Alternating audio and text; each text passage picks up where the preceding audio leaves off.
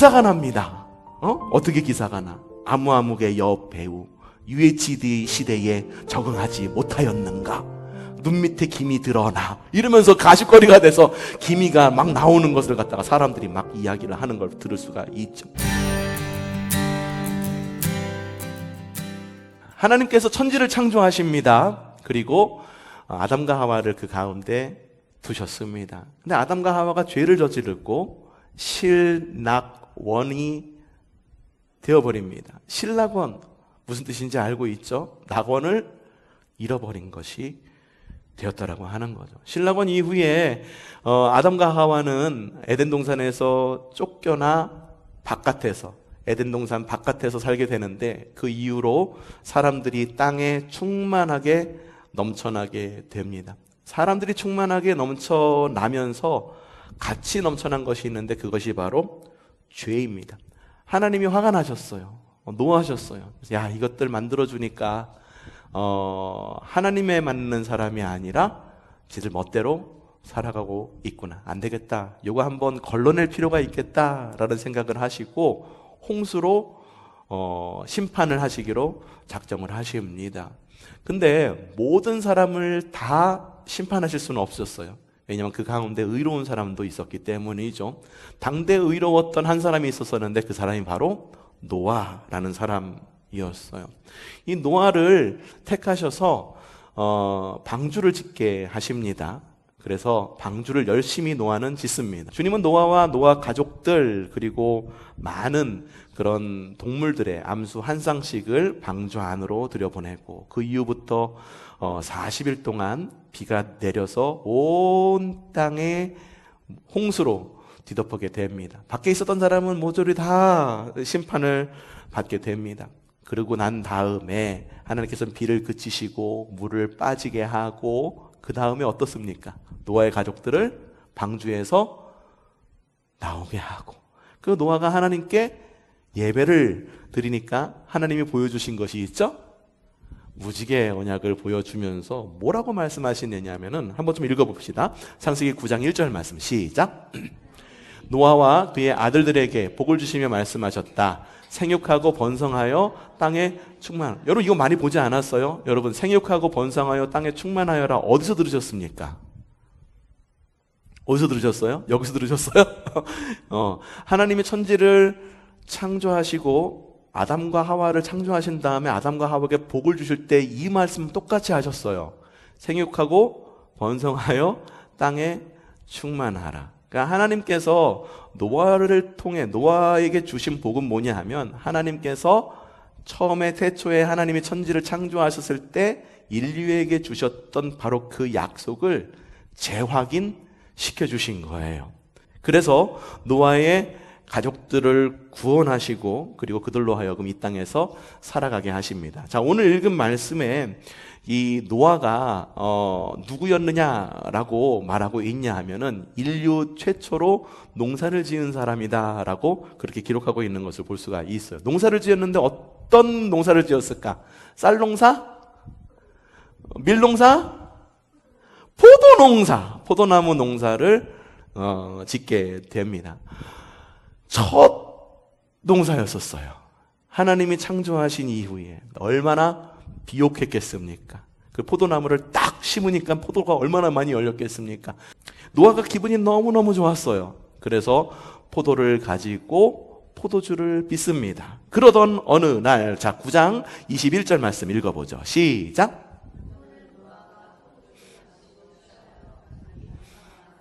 아무것도 덮지 않고 벌거벗은 채로 누워 있었다. 자, 오늘은 이 이야기를 하려고 그럽니다. 노아 이야기 하면은 여러분들 많이 생각하고 있는 게 이미 제가 이야기한 것, 홍수가 나가지고 40일 동안 내려서 하나님께서 구원하시고 이 무지개 언약을 주셨다라고 하는 이 이야기를 중심으로 많이 하지만 이 뒷이야기 알고 계신 분들도 굉장히 많지만 우리 교회 특별히 신앙생활을 이제 첫 시작하시는 분들 같은 경우에는 많이 모를 수도 있어요. 그래서 이 이야기를 진행하려고 하는데 노아가 기분이 너무너무 좋았어. 포도나무 결실이 너무 끝내줬기 때문에 그걸로 뭘 만들었다? 포도주를 만들어가지고선 포도주를 마신 다음에 어떻게 됐나? 이 사람이 취한 거예요. 취한 거예요. 인사불성이 돼가지고선 자기 장막 안에서 들어 누웠는데 글쎄 옷이 벗겨지는지도 모르고 벌러덩 그냥 누워가지고선 잠이 들었다라고 하는 거죠. 여러분, 이 사건을 우리가 좀 영적으로 돌아볼 필요가 있어요. 사람들이 실낙원을 하면서 하나님께서 사람에게 주신 선물이 있어요. 뭔지 아세요? 그것이 바로 가죽옷입니다. 아담과 하와가 사탄의 유혹에 의해서 뭘 따먹죠? 선악과를 따먹죠. 선악과를 따먹는 즉시 이 아담과 하와가 느낀 어떤 죄의 감정이 있습니다. 그 죄의 감정이 뭐냐면 바로 수치심이었었어요. 내가 벗은 것을 이제 알게 된 거죠. 그래서 아담과 하와가 치마를 만들어 입었습니다. 무화과 나무 잎으로 치마를 만들어 입었는데 이게 나뭇잎으로 만드니까 뜨거운 햇빛이 들면 어떻게 돼? 말라비틀어지고 떨어지고, 뜨거운 햇빛이 불면은 말라비틀고 떨어지고, 결국 그 수치를 덮을 수 없는, 기능을 할 수 없는 옷을 계속 만들어 입었던 거예요. 그래서 하나님께서 아담과 하와를 심판하시면서 야, 그거 내가 좀 어떻게 좀 가려줄게. 너희 죄의 수치심 혹은 네가 가지고 있는 그 마음들 내가 어떻게 좀 해결해 줄 텐데 어떻게 해결해 줄까? 그래서 처음으로 하나님께서 태초에 천지를 창조하신 그 땅에서 모든 것이 완벽했던 그 땅에서 피를 흘리게 합니다. 짐승 가죽을 벗깁니다. 그 피 흘림으로 말미암아 누구에게? 아담과 하와에게 옷을 입혀줍니다. 그제서야 아담과 하와가 자신들이 죄를 지음으로 인해서 얻었던 수치심을 가질 수가 있게 된 거예요. 많은 사람들이 그래서 이렇게 하나님께서 피를 흘려서 입혀주신 것을 뭐라고 해석하냐면 예수 그리스도께서 우리를 위해 죽으심으로, 피 흘리심으로 우리의 죄를 덮은 것이다 라고 고전적으로 그리고 정통적으로 많이 해석을 하곤 합니다. 그러니까 옷을 입었다라고 하는 건 무슨 의미냐 하면 그런 의미예요. 나에게 죄가 있어. 이 가운데 죄 없는 사람 아무도 없습니다. 저도 죄인입니다. 근데 하나님께서 은혜를 베푸셔서 그 죄를 가려주신 것이 바로 옷의 의미이고 가죽옷의 의미입니다. 근데 오늘 말씀을 보니까 이 노아가 술에 취해갖고 어떻게 됐대요? 옷을 입고 있다가 옷이 벗겨진지도 모르고 수치가 드러난 것도 모르고 큰 대자로 이래가지고 그냥 잠이 들어 버린 거예요. 뭔가 좀 필링이 오지 않습니까? 노아의 시대에 하나님께서 홍수로 멸하신 이유가 그거였었어요. 뭐냐면 사람들이 늘어감에 따라 에덴 동산에서 쫓김을 받은 이후에 사람들이 늘어감에 따라 죄도 함께 늘어갔습니다. 사람들이 수치를 모르는 사람이 된 거예요. 옷을 입고 있기 때문에 수치가 가려졌지는 모르지만 그 옷을 입히신 근본적인 목적이 죄로 인해 얻은 수치를 가지기 위한 하나님의 은혜였는데 사람들이 그 근본적인 죄에 대한 부분에 대해서 수치심을 느낄 수 없게 되었고 이 땅 가운데의 죄가 충만하게 되었기 때문에 하나님께서 홍수로 심판하기로 하셔서 심판하시고 노아를 구원하셨는데 노아가 하나님께서 주신 그 충만한 은혜의 산물로 포도주를 먹고 취해서 인사불성이 되어서 다시 한번 벌거벗은 사람이 되었다라고 하는 것입니다. 이때에 노아에게 세 아들이 있었습니다. 셈과 함과 야벳이 있었습니다. 자, 봅시다. 이 모습을 이 세 아들 중에 한 아들이 발견하게 됩니다. 창세기 9장 22절 시작. 가나안의 조상 함이 그만 자기 아버지의 벌거벗은 몸을 보았다. 그는 바깥으로 나가서 두 형제들에게 알렸다. 자, 이것 좀 띄워주세요. 가나안의 조상 함이 그만 자기 아버지의 벌거벗은 몸을 보았다. 야, 이게 이게 대수라고, 그쵸?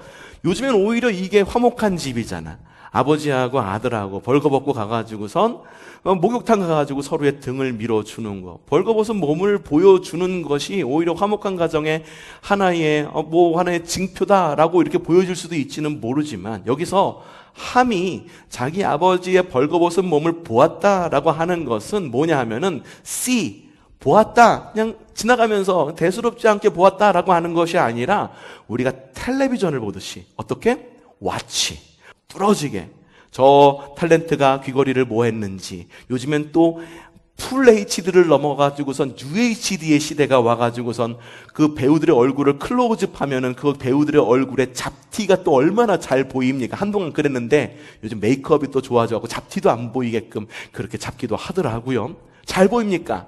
그래서 사람들이 말하는 거예요. 아이고, 그 UHD TV로 보니까는 그 암흑의 탤런트 그냥 눈 밑에 기미가 짜글짜글 하더라. 사람들이 그걸 갖다가 와치, 눈여겨보고선 사람들이 뭐 어떻게 하는 거야? 가십거리로 사람들이 말을 하죠.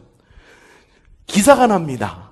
어떻게 기사가 나? 암흑의 여배우 UHD 시대에 적응하지 못하였는가?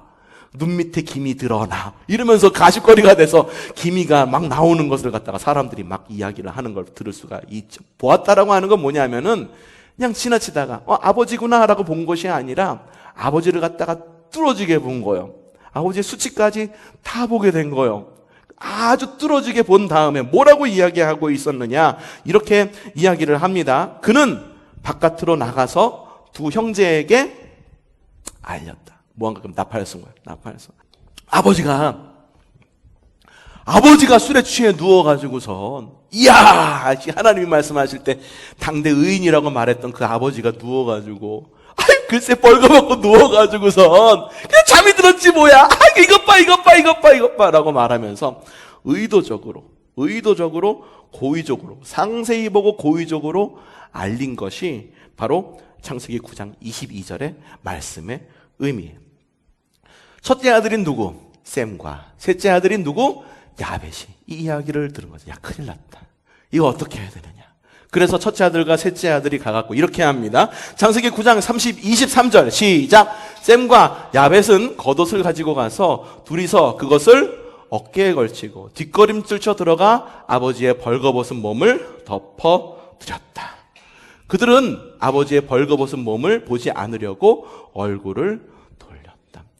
단순히 아버지의 벌거벗은 몸을 보지 않으려고 자신들이 뒷걸음질 쳐가서 겉옷을 덮어드리고 얼굴을 돌린 것이 아니에요. 아까 전에 이야기했잖아요. 벌거벗은 몸이 가지고 있었던 그 의미에 대해서 말씀을 드렸죠. 벌거벗은 몸은 뭐예요? 사람들이 제일 먼저 느꼈던 수치, 죄의 근원. 그러니까 아버지의 수치와 아버지의 죄를 보고 그걸 떠벌린 것이 아니라 그걸 일부러 보지 않으려고 눈을 가린 거예요. 그러니까 결국은 자신의 눈을 가린 것이 아니라 무엇을 가린 거냐면은 아버지의 수치를 가려준 거죠. 노아가 술에서 깹니다. 그래서 이렇게 이야기합니다. 창세기 9장 24절부터 27절 시작. 노아는 술에서 깨어난 뒤에 작은 아들이 자기에게 한 일을 알고서 이렇게 말하였다. 가나안이 누구였어? 아까 전에 가나안의 조상이 누구라고 그랬어? 그러니까 함은 저주를 받을 것이다. 가장 천한 종이 되어서 저의 형제를 섬길 것이다. 그는 또 말하였다. 셈의 주 하나님은 찬양을 받으실 분이다. 셈 첫째. 셈은 가나안 누구? 함 둘째 아들을 종으로 부릴 것이다. 하나님이 야벳 몇째 아들? 셋째 아들, 막내 아들 야벳을 크게 일으키셔서 셈의 장막에서 살게 하시고 가나안 누구? 함을 종으로 삼아서 셈을 섬기게 하실 것이다 라고 이야기합니다. 함의 자손은요 종의 저주를 받습니다. 그리고 첫째 아들과 셋째 아들 셈과 야벳은요 오히려 축복을 받습니다. 함은 셈과 야벳의 종이 될 것이라고 이야기를 하고, 종의 저주를 받은 이 함은 결국은 이스라엘이 극복해야 할 민족으로 그 땅에 퍼지게 됩니다. 여러분들 성경 안에서 많이 들어봤던 사람들이에요. 창세기 10장에 보면은 민족들 이름이 쭉 나와요. 셈과 함과 야벳이 어떻게 그 땅에 퍼졌는지 나왔는데, 특별히 이 함의 민족들을 보면 이름들이 심상치가 않아. 구스는 뭐냐면은 지금의 아프리카에 있는 사람들을 말합니다. 흑인을 말하는 거예요. 또 이집트, 리비아, 가나안, 시돈, 여부스, 아모리, 이런 사람들이 모두 함의 후예들로 이 땅 가운데 퍼지게 되었다 라는 것이 바로 이 노아의 이야기 가운데 그 홍수 이후에 나오는 이야기입니다. 여러분 어떻습니까? 이 노아의 이야기는요, 삼손의 이야기만큼이나 사람들이 많이 알고 있는 이야기입니다. 상징적 단어들이 막 떠오르죠. 노아의 이야기하면 상징적 단어들, 어떤 이 단어? 방주, 또 홍수, 또 무지개, 뭐 이런 것들이 떠오릅니다. 그리고 특별히 또 방주 이러면 떠오르는 믿음의 공동체가 있죠. 바로 교회. 그래서 교회 로고 만들 때 방주 모양으로 만든 교회 로고들이 굉장히 많은 것을 볼 수가 있습니다. 그래서 방주가 교회와 구원과 언약을 상징하는 것만큼이나 홍수 이후에 노아의 가족들의 모습을 보면은 구원받은 이후의 그리스도인의 모습을 또한 떠올리게 하는 것을 우리는 느낄 수가 있습니다. 노아의 가족들 구원받았잖아요. 그렇죠? 우리도 역시 구원을 받았죠. 여러분에게 또 말씀을 드리는 거지만, 또 다시 말씀을 드리는 거지만, 구원에는 세 가지 모습이 있다라고 말씀을 드렸습니다. 과거에 우리가 예수님을 믿음으로 인하여 의롭다 여김을 받는 칭의라고 있다고 여러분의 말씀을 드렸어요. 이 칭의는요, 그 누구도 빼앗아갈 수 없는 우리의 구원이에요. 우리가 예수님 믿고 구원받았다라고 하는 것이 바로 칭의의 구원입니다. 그리고 지금 이 시대를 살아갈 때 우리는 우리 마음 가운데 있는 죄성을 극복하여 그리스도인으로 살아가고자 굉장히 많은 노력을 합니다. 그래서 그리스도의 완전에 이르기까지 열심히 살아가는데, 이 과정을 어떤 구원이라고 말한다고 여러분에게 말씀을 드렸죠? 성화라고 여러분에게 말씀을 드렸어요. 성화의 삶은 어디서 이루어지는 거다? 우리의 삶 속에서 이루어가는 구원이다. 그리고 맨 마지막에 주님께서 이 땅 가운데 다시 오실 때 그 구원이 완전하게 완성이 되는데, 이 완성이 되는 이 구원을 뭐라고? 영화라고 말씀을 드렸어요. 이 영화는 주님께서 다시 오실 때 완성되는 그런 완성된 구원의 모습이 바로 영화의 구원입니다. 자, 노아가 홍수로부터 구원을 받습니다. 그렇죠? 홍수로부터 구원을 받습니다. 주님을 주님이라고 섬기고, 그리고 나의 하나님이라고 섬기고, 그렇게 믿으면서 홍수로부터 구원을 받게 돼요. 그 이후로 구원을 받은 이후로 이 땅에서 농사를 지으며 우리들과 똑같은 모습으로 살아가고 있는 것을 볼 수가 있어요. 그러니까 노아의 이야기를 보면은 무엇을 알 수 있냐면, 하나님께서 우리를 구원하신 하나님이시구나를 알 수가 있는 거죠. 그렇죠? 우리는 어떻습니까? 그 당시 노아의 시대에는 하나님을 주님으로 섬김으로 인하여, 하나님을 야훼로 섬김으로 인하여 구원을 받았고, 우리는 누구를 믿음으로? 예수님을 믿음으로 구원을 받습니다. 노아가 하나님을 믿음으로 인하여, 하나님께 헌신함으로 인하여 구원받아 그 땅 가운데에서 농사를 짓는 사람으로 살아갔다고 한다면, 우리는 예수님을 믿은 이후에 역시 우리의 삶 가운데에서 살아가고 있는 거예요. 그러니까 노아의 홍수 이후의 삶은 우리가 이 땅 가운데에서 성화의 삶을 살아가고 있는 모습과 너무나도 비슷한 모습으로 그려지고 있는 것을 볼 수가 있죠. 여러분, 하나님께서 우리에게 이 성화의 삶을 어떻게 살아가라라고 말씀을 하실까? 성화의 삶은 이렇게 살아가는 겁니다 라고 한마디로 표현하실 수 있으신 분 있으십니까? 아니에요. 성화의 삶의 모습은요, 굉장히 다양한 모습으로 그려집니다. 하지만 성화의 삶은 어떤 삶이다 라고 그려진 성경의 한 구절이 있는데, 요한복음 15장 9절 말씀 좀 읽어볼게요. 시작. 나도 너희를 사랑하였다. 너희는 내 사랑 안에 머물러 있어라. 하나님께서 아들을 보내셔서 우리를 사랑하셨듯이 우리도 서로 사랑하면서 살아가는 것, 그리고 예수 그리스도의 사랑 안에 머물며 살아가는 것이 성화의 삶의 아주 기본적인 기초예요. 그러면은 어떤 모습으로 살아가야 될까? 성화의 삶 어떻게 살아가고 싶습니까? 착하게 살아가야 돼요. 즐겁게 살아가야 돼요. 또 하나님의 은혜 안에 거해야 돼요. 또 범사에 감사하며 살아가야 돼요. 또 정말 많아요. 그리고 사람들의 삶의 모습이 다양해짐에 따라서 성화의 삶의 모습도 굉장히 다양해지고 있음을 볼 수가 있어요. 그렇다고 말한다면 오늘의 이 노아의 이야기 속에서 발견할 수 있는 성화의 삶의 모습은 어떤 모습일까? 따라합시다. 주님은 우리 마음이 주님께 있기를 원하십니다. 자, 노아는 한번 봅시다. 노아, 창세기 6장 9절. 노아는 어떤 사람이었을까? 시작. 노아의 역사는 이러하다. 노아는 그 당대에 의롭고 흠이 없는 사람이었다. 노아는 하나님과 동행하는 사람이었다. 이게 굉장히 그냥 우리보다는 뭔가 굉장히 다른 사람으로 보여지죠. 하지만 우리하고 똑같은 모습이라는 하는 모습이에요. 그 당대에 의롭고 흠이 없는 사람. 무엇으로 인하여? 하나님의 은혜로 말미암아, 예수 그리스도의 보혈로 말미암아 칭의의 구원을 받은 우리가 흠이 없기 때문에 흠이 없다라고 말하는 게 아니라 예수님이 흠이 없기 때문에 우리도 그리스도인으로서 의롭고 흠이 없는 삶이다라고 이야기를 하는 거예요. 또한 뭐라고 말합니까? 하나님과 동행하는 사람이다. 여러분 하나님과 동행하는 삶 살고 계시죠? 그래서 기도하시는 거예요. 그래서 예배하시는 거예요. 그래서 찬양하면서 성화의 삶을 살아가는 거예요. 우리가 너무 이야기한 것이 뭐냐 하면 너무 당연한 거, 그리스도인으로서 너무 당연한 거. 하지만 노아의 시대에는 어땠습니까? 너무 당연하지 않았던 거. 지금의 시대를 보는 것하고 너무 똑같은 거예요. 그리스도인으로서 의롭고 하나님 안에서 살아가는 것이 너무 당연하지만 사람들 사이에서 살아가는 우리의 모습이 너무 당연하지 않아서 구원을 해야겠는데 누구를 구원할까 봤더니만 하나님의 품 안에 살아가는 너무 당연한 삶을 살아가는 그 사람을 구원하겠다라고 하는 하나님의 의지가 엿보이는 그런 구절이 이 구절이라고 하는 거죠. 홍수 이후에 구원받고 농사의 결실을 얻게 됩니다. 얼마나 기뻤을까요? 그래서 포도주를 마시고 깊이 취합니다. 벌거벗은 채로 잠이 듭니다. 우리랑 비슷하죠. 구원받은 이후에 기뻐. 그리스도인으로서의 삶을 시작해.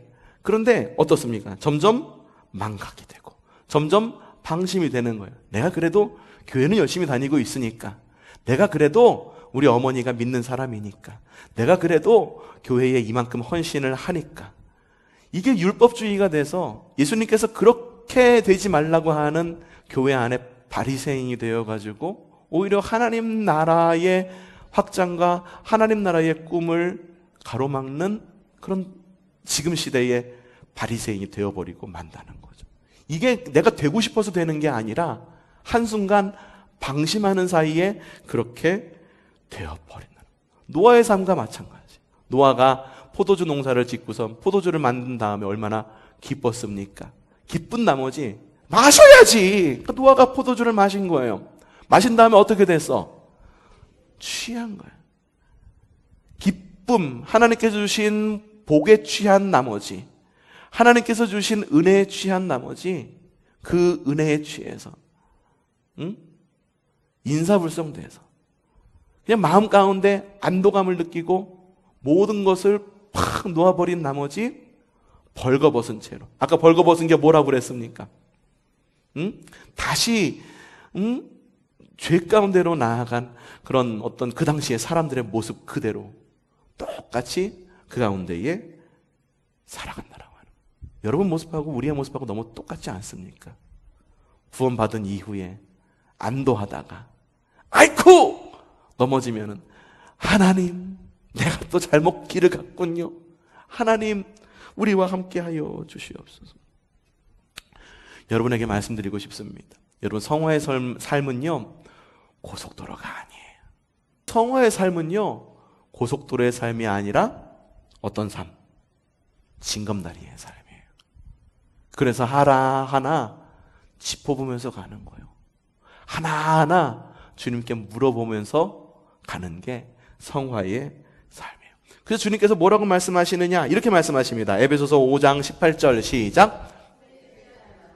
거기에는 방탕이 따릅니다. 성령의 충만함을 받으십시오. 술에 취하지 말라는 게 정말 야 너희 맥주 마시지 마, 소주 마시지 마, 맥주하고 소주하고 말아서 폭탄주 마시지 마, 뭐 이런 걸 말하는 걸까요? 아이 그래도 포도주 정도는 괜찮지. 포도주 한 잔 이러니까는 뭐 부부끼리 마시고 잠이 드는 거 괜찮지. 이런 걸 말하는 걸까? 저는 이 말씀을 읽으면서 무슨 말이 드냐 하면은 야 너와 술에 취한 건 물론 잘못한 거야. 그런데 이 술에 취하지 말라는 이 술이 주는 의미는 뭐냐 하면 야 너희 가운데에 삶에서 받는 넘치는 기쁨으로 말미암아 너희 삶의 주인이 누구인지 잊어버리는 그런 그리스도인이 되지 마라는 생각이 들더라고요. 우리의 삶 가운데 술과 같은 기능을 하는 것이 얼마나 많습니까? 하나님께서 주신 은혜도 그렇고 우리 삶 가운데 주신 강건함도 그렇고 우리 손 가운데 주어진 매월 주어지는 통장 안으로 주어지는 돈의 기쁨도 있잖아요. 우리 가운데 주어진 손주가 주는 기쁨도 있고 자녀가 주는 기쁨도 있고 하지만 이것들이 과해졌을 때 내가 기호라고 여겨지는 것들이 과해졌을 때 하나님과 우리 사이를 막는 하나의 우상이 되지 않느냐는 거예요. 그렇기 때문에 술 취하지 말라라고 하는 것은 물론 그리스도인은요 좀 술 취하는 것도 좀 피해야 될 필요도 있을 거란 생각이 들어. 이유는 술에 취하면 고주망태가 돼가지고 이게 정말 술에 취하면 뭐가 된다고 그래? 개가 된다라고 이야기하죠. 이게 뭔 말이야? 사람의 본분도 잊고 그래서 짐승만도 못한 사람이 된다. 그러니까 술 취하지 말라라고 하는 건 단순히 1차원적으로 술에 취하지 말라는 거다? 아니다. 우리 삶 가운데 기쁨을 주는 것이 얼마나 많습니까? 술에 취하면 기쁘죠? 우리 교인들은 몰라. 술 취해 본 적이 없어가지고. 그렇죠? 술이 주는 기쁨이 있어. 근데 그 기쁨에 취해서 하나님도 못 알아보는 사람이 되지는 말자는 겁니다. 노아는 어땠어요? 벌거벗고. 그렇죠? 대자로 누워서. 뭔 창피입니까? 자, 두 번째. 자, 읽어봅시다. 시작. 주님은 우리가 수치를 덮어주길 원하십니다. 자, 여러분 한번 생각해 봅시다. 노아가 술에 취해서 벌거벗고 누워있는 거. 그리고 함이 그걸 보고선 나머지 형제들한테 가서 쪼르륵 달려가가지고선 일러 바친 것. 누구의 죄가 더 클까? 하지만 노아의 죄 역시 작지 않아요. 이게 뭐냐면은 죄로의 회기를 상징한다라고 말씀을 드렸죠. 그렇다고 말한다면 둘 다 엄청나게 큰 죄일까? 여러분, 하나님 앞에서는요, 큰 죄인, 작은 죄인이 없습니다. 큰, 작은이란 단어가 빠집니다. 그냥 하나님 앞에서는 다 죄인인 거예요. 어쩌면 이것이 우리가 생각하고 있는 정의라고 하는 부분과 굉장히 크게 부딪힐지도 몰라요. 하나님, 저 사람 살인자예요. 저 사람 사기꾼이에요. 그것하고 비교해보면 저는 조금 거짓말한 것밖에 없는데 어떻게 그 사람이 지은 죄와 내가 지은 죄가 같은 무게라고 말씀을 드릴 수 있어요? 그건 너무하잖아요. 근데 하나님 뭐라고요? 살인을 한 사람, 사기를 친 사람, 거짓말한 사람 모두 예수님의 이름으로 회개하면 용서를 받는다고요? 역시 그런 불의가 어디 있어요? 라고 여겨질지 모릅니다. 그래서 종종 우리는 하나님의 은혜에 대해서 굉장히 불합리하다라고 여길 때가 종종 있습니다. 하지만 반대로 한번 생각해 봅시다. 꼭 살인죄나 사기죄 뭐 이런 것 말고 거짓말한 거, 아니면 누구를 미워한 거, 교통질서를 잘 지키지 않은 거, 누군가에게 큰 소리 쳐서 누군가의 마음을 상하게 한 것, 그런 것들이 있다라고 칩시다. 그럼 누구의 죄가 더 큽니까? 여기서 우리는 머리에 버퍼링이 오는 게 되는 거예요. 만약에 하나님이 죄의 무게에 따라, 죄의 경중에 따라 우리에게 주시는 은혜가 크고 작다라고 해봅시다. 그럼 여러분이 받을 은혜는 어느 정도이십니까? 최 목사가 받을 은혜, 여러분들이 받을 은혜 다 다른가요? 죄의 경중에 따라서 그 은혜가 다른가요? 하나님의 은혜가 불합리하다고 여겨지십니까? 그럼 우리의 기도가 바뀌어야 되는 거예요. 하나님, 내가 저 사람보다 더 큰 죄를 지었으니까 저 사람보다 조금 은혜를 덜 주셔도 돼요 라고 기도하는 것이 맞잖아. 그렇게 생각한다고 한다면. 여러분, 하나님 앞에서는요, 크고 작은 죄는 없습니다. 둘 다 죄인입니다. 똑같은 죄인입니다. 그렇기 때문에 필요한 것이 하나님의 은혜인 거예요. 모든 것을 덮어주시는 은혜. 누군가를 미워하는 죄만 덮어주시는 것이 아니라 누군가의 재산을 탐한 사기꾼의 죄도 덮으시는 하나님의 은혜. 누군가를 살인했을지는 몰라도 그 살인한 죄까지도 덮으시는 하나님의 은혜. 하지만 기억해야 될 것이 있어. 수요 리바이벌 시간에 나오신 분들은 알고 있어. 하나님께서는 죄를 용서하십니다. 하지만 어떻게 해야 된다? 죄값은 치러야 된다. 우리 그 원리를 잘 알고 있어야 된다라고 하는 거예요. 주님은 이미요, 아담과 하와 이야기를 통해서 답을 주셨어요.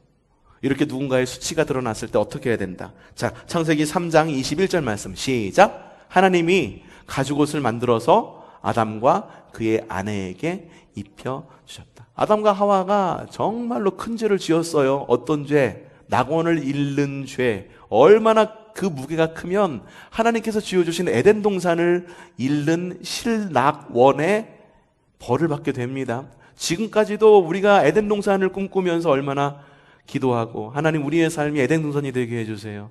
하나님 우리의 삶이 하나님 나라가 되게 해주세요. 그렇게 기도합니까? 그렇게 말한다면 아담과 하와가 지은 죄는 어떤 죄? 엄청나게 큰 죄죠. 누군가를 죽인 죄보다도 우리로 하여금 희망을 잃게 만드는 그런 죄였기 때문이죠. 하지만 하나님께서는 그 아담과 하와에게 실낙원의 벌만 주신 것이 아니라 무엇을 입혀주셨다? 가죽옷을 입혀주셨다. 어쩌면 셈과 야벳은 그의 조상들로부터 내려오는 이야기를 듣고 이 원리를 알고 있었을지 모릅니다. 노아는 아담의 구대손이라고 이야기했어. 먼 옛날부터 전해져 내려오는 하나님의 은혜의 이야기. 그래서 누군가의 수치를 보았을 때 어떻게 해야 되는가? 하나님께서 미리 보여주신, 옷을 입혀주신 그 은혜를 보고, 야, 그때는 어떻게 해야 되는구나 라고 배워서 알 수 있었을 거라고 하는 거예요. 그래서 노아의 축복을 받은 거예요. 여러분 어떻습니까? 노아의 이야기를 통해서 우리의 삶을 돌아봤을 때 여러분은 충분히 하나님 안에 머물고 계십니까? 아니면 누군가의 죄를 충분히 덮어주고 있습니까? 칭의 이후에 우리의 구원의 삶, 홍수에서 구원을 받았다라고 치지만 여전히 우리 마음 가운데는 죄성이 남아있어서, 그 죄성이라고 하는 것이 우리 마음 깊은 곳에 있는 흙탕물 같아가지고 누군가 한번 풍덩하고 돌만 던지면은 그 흙탕물 다 일어나갖고 다시 맑은 물이 아닌 흙탕물로 되는 것이 우리의 마음이 아닙니까? 그래서 틈만 나면 우리에게 기쁨을 주는 그 무엇, 노아에게는 술이라고 표현된 그것에 취해서 하나님 잃고 하나님 잊고 인사불성되는 것이 우리의 모습이 아닙니까? 여러분 어떤 성화의 삶을 살아가기를 원하십니까? 오늘 말씀을 통해서 받은 교훈, 첫 번째, 따라합시다. 늘 주님을 의식하자. 늘 주님을 의식하시기를 바랍니다. 주님을 의식하면 죄 역시 함께 의식하게 되어 있습니다. 두 번째, 수치를 덮어주는 사랑을 하자. 누군가의 수치를 보셨습니까? 덮어주십시오. 누군가의 죄를 보셨습니까? 모른 척하라는 게 아니에요. 이건 뭐냐 하면 덮어주고 그리스도의 사랑을 더 줌으로 인해서 그 사람이 변화되게끔 인도해 주자는 거예요. 사랑 외에는 변화의 길은